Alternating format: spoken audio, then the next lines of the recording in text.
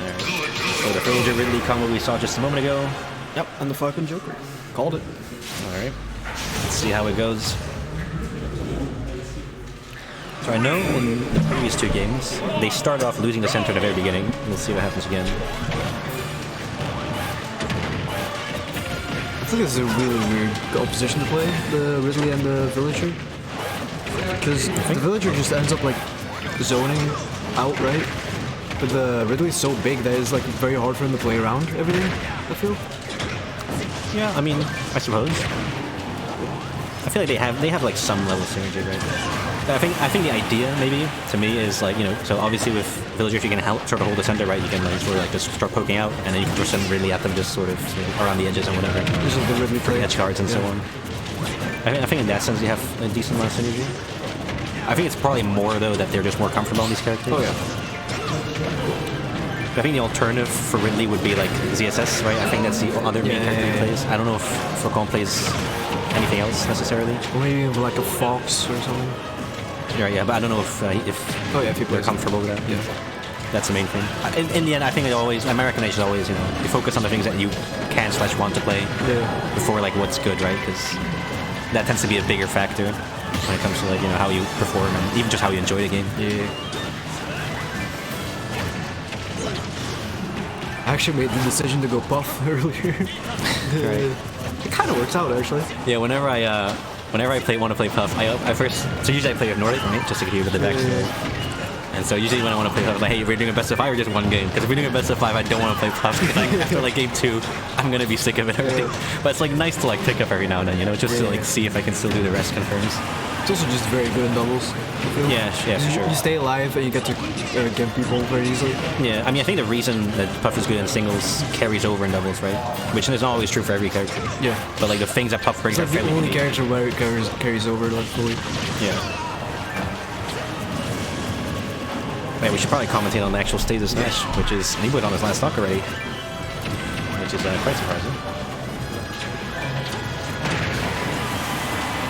Yeah, they're kind of struggling to get kills. Yeah, I think, but They're getting it to very high percent. Yeah, from the Temi Flocon side, we did tend to see this where Flocon tends to lose his stocks first, and only then does Temi start really. And they're also playing like pretty safe, so it's kind of hard to find the kill opportunities, I guess. Alright, Nebo taking a stock from Xetroz there. I think pretty much most cases you always want to take a stock. Like it's very rare that you don't want to do it. Like, in theory, anyway. There's like some percentages that you might not want to. Yeah, exactly. Yeah. Like if you think this is going to end up in a 1v1 situation, the other character's like, or the other player even is better at it, like then, maybe in that situation. Like I wouldn't take Goomba's last stock, for example. Is actually incorrect. That should be it now. No, that's a Nerdscape link. But oh yeah, I'll fix that for you guys. No worries. I just need to use my brain for a second. Oh yeah, it's an Odyssey. Yeah. Alright, Temi Flocon taking the first game. As a reminder, this is a best of 5 now, so there will be more opportunity for adaptation. They also went Battlefield first, which is kind of nice. Say again? They went Battlefield the first map. Small Battlefield. It was small It was Battlefield. big Battlefield, no? Was it? Was it? Am I thinking of the game before? Wait, was this big or small Battlefield? How? Did we like literally just see this game? The thumbnail said, oh no, it's for Beast of Power, huh? No, that's like Yeah, the old one. All right, wait. Let me do this first. So, the bracket that you're looking for is here, my friend. I'm gonna very quickly jump to the TO desk. I'll be back in like 1 second. Yep.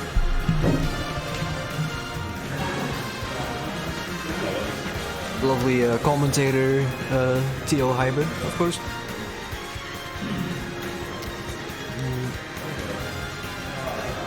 They are discussing stages. Okay, now we're going normal Battlefield. Okay, let's just assume they were Battlefield. Yeah. It's not like anyone's recording or streaming. Nah. So we can say that. Yeah. Okay, at least we can agree it was a version of Battlefield. Alright. I think we got that right. It would be pretty funny if it was like Galos or something.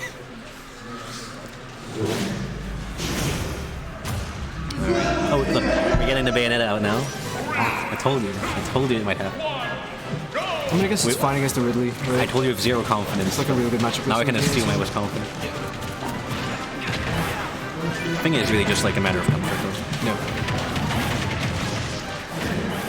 But also, I think like both have like pretty good the 1v1ing potential, right? I mean, they're also obviously like good 1v1 like singles players. So they also do throw out like big hitboxes, which is kind of nice in doubles if you can avoid your teammate, obviously. But I do wonder actually. So one of the big things with Bayo, right, is that when she does all her stuff and she lands, she has that like crazy ending lag. Yeah. Right? In the same way that like when Puff rests, right, and you miss or whatever, or even when you don't miss, like after your rest, you just have that long delay. And a good doubles combo would just be something that can get you out of it quick, right? Yeah, you gotta. I would assume actually the same holds for Bayo. Yeah, you can have your teammate secure your landing as well. Yeah. It's actually the same on Falco. Because you juggle the guy all the way up, and then you need your teammate to actually cover your landing. Right, yeah. I don't know if Joker's necessarily the ideal pick for that. Like, I can't think of... It was fast. I guess, yeah, speed-wise, I think he's okay. I mean, the problem is, like, if he has our setup, like, and any move he does on you, he's gonna suck a little bit, you know? Okay, they got a decent edge guard setup going here. They're both stuck off stage. It's kind of hard because if you both have to recover to the same ledge. Yeah, when you're stuck on the same side, yeah. Then you typically get like one player going for the edge guard, one person doing ledge trap. You know that having two players go for the same ledge, they both grab it at the same time. One gets the ledge trumped off. Yeah, it can be tricky. Yeah. Okay. Temi still managed to hold on to his first stock here. Yeah. Again, same as last game, just living. That can sometimes be a bit of a detriment though, because that means every single hit is going to send you pretty far. Which that means your teammate is also, if you're playing safe for your stock, it means your teammate is kind of playing 1v2 for a bit. Yeah, because that's the thing, right? When you get to like 150% safe, and a hit will send you like close to the blast zone, then you're like out of the fight for a couple seconds. Yeah, exactly. And then you just collapse on your teammate. Yeah, so it's like little micro 2v1s. Because that's his last stock about to potentially go. I think was that? No, I thought it was a directional air dash. Ooh. Nice 2 frame. I don't know if that was techable even. It looked like it might have been. But he's going to pull into that stock tank now. Oh, that was a good counter there. Oh, that up till almost catching Temi himself. Might have been a bit wanted friendly fire. And Nibo juggling the Ridley at the top actually secured the Joker's recovery pretty well. So that's also very nice.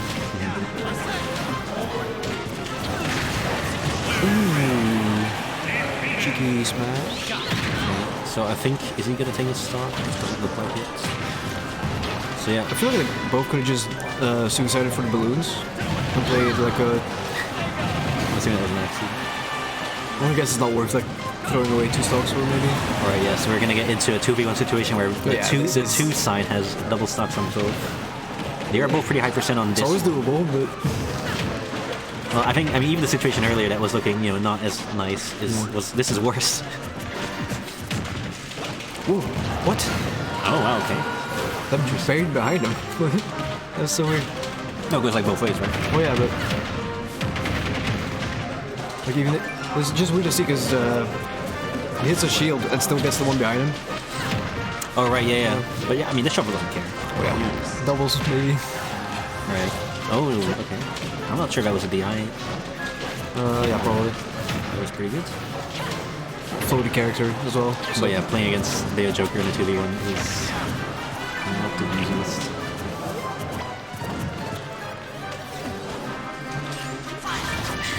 I feel like Xetroz could have stayed off stage and maybe suicide there. I mean, yeah, you can go for the try and just get the balloons and things, right? But I think they're just playing it stable, playing it safe. Take a stock from Noah. Yeah, I mean these are definitely players that don't mind playing safe. A bit slower. Yeah. All right, and that evens out the set to 1-1. And we have a set on our hand. It looks like. Dia says it wasn't technical. I'm assuming that's actually Dia, because I guess the 2B makes sense though. I guess the 2E threw me off, I will say. But Asuma is...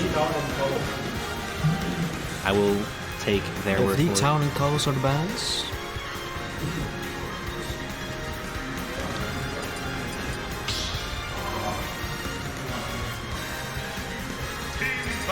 Are names unique on Twitch? Are names unique on Twitch? Yeah. Yeah, okay. I thought they used the like like the hash numbering system that most places, most places that allow duplicate names do. Like Discord and Smash GG that really do it nowadays. Okay. Twitter still doesn't. Oh, we got the Joker switch out to Game & Watch. So I mean, most people I know, Xetroz knows that he has like his pocket Game & Watch that he likes to take out. Oh, I actually didn't know that. I mean, he has a pocket everything that he. Well, yeah, but like a Game & Watch is like one of the more known ones, I guess. Yeah. But I mean, obviously he does play a variety of characters. But I think usually I see him switch to it when he's like like down, like he just lost the game or something like that, right? And he just wants to switch to it. But they did just won, so I'm kind of wondering what kind of idea is there. Maybe a specific idea he wants to exploit. Okay, that's a very early stock coming out of Xetroz there. I mean, it kind of has some synergy with Bayo as well, right? Because you can just cover so much of the stage while Bayo just gets to play the game. Yeah, I suppose that's true. And you're like almost never in their way either. Xetroz sort of just like hanging behind Nebo there, just letting Nebo do his thing, just being there as a backup, sort of like a bodyguard. Which is sometimes that is just what you need to do, So it's good. Nebo just the double. throwing out hitboxes. He's get punished. Yeah, I guess the idea there is basically like, well, Nebo will fish for things, right? And if he gets punished, then the Game & Watch comes in and just punishes the punish, right? Which is actually kind of how you'd expect the Game & Watch to play, to just throw out big hitboxes and for Nebo to follow up on him. Let's go for the edge. But I guess it could go both ways. Might potentially be the start. Oh, it didn't get the barrier. Okay, I thought that was going to be a barrier for sure. It seems like we'll have one last lease on life potentially here. Fortunately, jumps into the smash. Okay, I don't know how often that happens to you. Like when you see someone charge a smash, right, and you're just like, I'm gonna go in there. Like something in your brain happens of like, I can time it. Yeah. Yeah. And then you get hit by it, you're like, fuck it, I'm a timer. I shouldn't have done that. I can relate to that so much. Yeah, same. I go for it every time. Yeah. And then you're like, okay, I'm not gonna do it anymore. No. And then literally like 10 seconds later, 10 seconds later, you're like, I'm gonna do it again. Yep. Classic.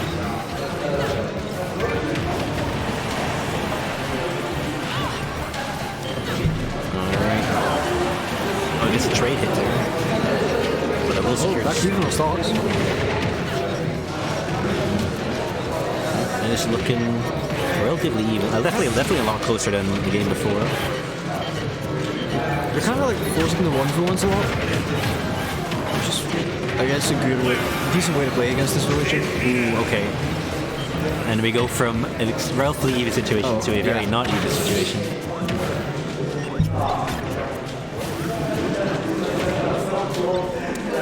Yeah, I think with the bodyguard scenario, as we described earlier, this is going to be pretty difficult to figure out. Ooh, that was close. A little bit overestimated on that jump. Or the throw, rather.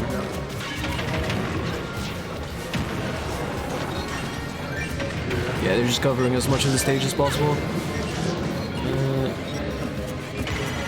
Alright, that was a good delay. Making sure I feel like they could have gone for balloons there. They definitely seem to be erring on the side of safe. I guess after that first game, they don't want to take too many chances. They can avoid it. There are 2 stocks on. Right, yeah. I just mean, like, there's potential strings here that they could try and push. Ooh, worst type. Alright, that will be 2-1. 2-1, bringing it back. We'll see if they can make the adaptation back around. I don't know if we'll see character switches. I don't know if they want to play ZSS in doubles. But we'll see. No, looking like it's going to be the same picks. Hello? Hey, I couldn't get your camera to work for some reason. Really? Yeah, I don't know why, but it's like an OBS thing. I mean, I know I can get the camera to work, but not... I can't get a second camera. Do you have it open somewhere? Well, yeah, here, but... probably have to restart, perhaps. I've Oh, you've done that? Yeah, I work I'm at. just saying the basic shit, like. I've done the. I It's like that one too. All The right. camera itself works, it just doesn't want to work as a source in OBS. That's the weird. Yeah, so I have a camera source, right? But I can switch between the two cameras, and that's fine. But the So it works in one source, it doesn't. Yeah, it works in one source and Otherwise, no it's others. gonna go on screen. It's super weird. Anyway, you know, forget about the tech for now. Like, we'll figure that out for No, singles. I can fix it. No, My no. camera. Dude! Don't touch my Are side. you that scared? Don't touch my side. Are you that scared? Of course I'm scared. My whole job is like breaking things and figuring out why they I never see you this energetic, except when you're TOing. Like, oh my god, I'm like, what up? I'm like, you do stand up there. And you know what I mean? Like, that's you. What is this slander? I hope you're not getting picked up by the mic, because that is some slanderous accusations, if I've ever heard any. Other than mine. Alright, let's focus on the actual game here for a little bit. Items like in my head now, I'm so distracted. So, Villager and Ridley, oh my god, amazing.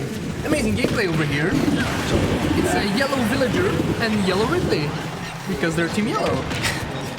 Have you noticed that? Acute observation. Yes. Indeed. It looks like Nibodax is losing a lot of his stocks. And the yellow team has 5, red team has 3. Right. What do you make of this rise? Actually, looking quite similar to Game 1, which has a very similar situation. The only difference Game 4 being... right now, right? This is Game 4, yeah. So Game 1, Teminian Flocon 1 in a similar situation. The only difference being Nebo then was playing Falcon and lost 2 of his stocks like really early. I don't think it matters what he picks. He's more of a player that like will lose, like doesn't care about his stocks, right? Right, yeah. I feel like, okay, I don't know if you have this. This is probably, I think this is more of a me thing. But I tend to like value my second stock the least. In like any match? Yeah, like in like a 3-stock match, right? I don't know, something about like, okay, like my first stock, I've never thought about that. like, you know, my first stock, you know, I'm like, okay, I need to be careful, and then, you know, like, whatever, and then I lose my first stock, I'm like, okay, now this stock is the one I just, like, throw out everything, right? And then the last stock is like, oh man, if I lose this, I lose the game, right? So then I Dude, no, you know what? It's just a for stock me, in between, right? my last stock is the one I care the less about. Really? Yeah, because when I'm at last stock, I'm like, dude, fuck it, and then that's it. Yeah, no, so yeah, for me, stock 2 is the fucking stock. Okay. Okay, interesting. Different ways of looking at it, I guess. Yeah. I'm gonna call over by Tia, so I'm gonna jump over. You can use Is this. that just the game? Yeah. And the audio as well. Oh my god. What's your tag? Why is he, bro? Was he, bro? Why is he? Why is he? Why is he? As the Zeos like to call it, of course. Wait, for some reason they made a comeback. Like some way. Oh, fails the 9. He's doable. They have to get this skill on Nebo though. Yeah, that's gonna be a bit hard. He's out there. And Xetroz still has a reserve stock. Yeah, if I was Elo, I'd just run at Nebo. Yeah, but he's doing a lot, like the DPS right now. Oh, he's gonna take. Oh, actually not. He almost killed Villager on the top at 80. Xetroz going for the edge guard on Villager. Ridley will survive the combo. Oh, the back air finishes it off. No stage spike. Or no stage stick. And Team Xetroz and Nibodax makes it to grand finals. 3-1.